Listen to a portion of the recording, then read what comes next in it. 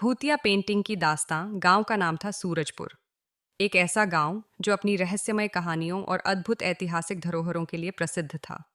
इस गांव में कई सदियों पुराना एक हवेलीनुमा घर था जिसे लोग राजवंश कोठी के नाम से जानते थे। यह कोठी अब खंडहर हो चुकी थी, परंतु उसमें मौजूद हर चीज, हर दीवार और हर कोना जैसे एक कहानी कहने को बेताब था। गांव वालों का कहना था कि इस कोठी में कुछ अजीब था, खासकर उस कोठी में टंगी एक बड़ी पुरानी पेंटिंग। इस पेंटिंग में एक महिला की तस्वीर थी। लंबे काले बाल, गहरे काजल वाली आंखें और उसके चेहरे पर एक ऐसी मुस्कान जो एक बार देखने के बाद आपको बेचैन कर देती थी। लोग कहते थे कि यह पेंटिंग मालिनी देवी की थी, जो वर्षों पहले इस कोठी की मालकिन थीं।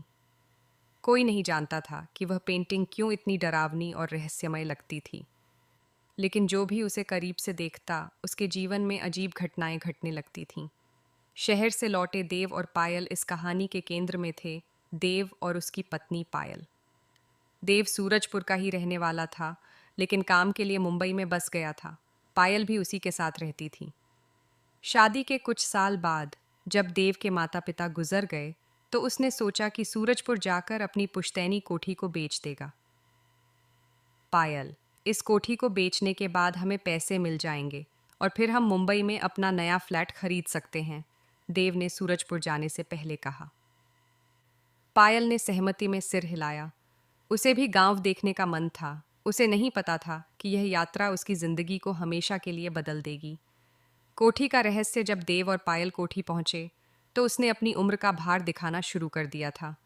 दीवारों पर मोटी दरारें थीं, छत से झड़ते हुए प्लास्टर के टुकड़े गिर रहे थे और जगह जगह धूल की मोटी परत जमी थी।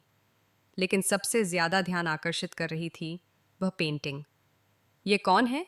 पायल ने पेंटिंग की ओर इशारा करते हुए पूछा। ये मालिनी देवी हैं। मेरे दादा बताते थे कि वह बेहद रहस्यमयी महिला थीं।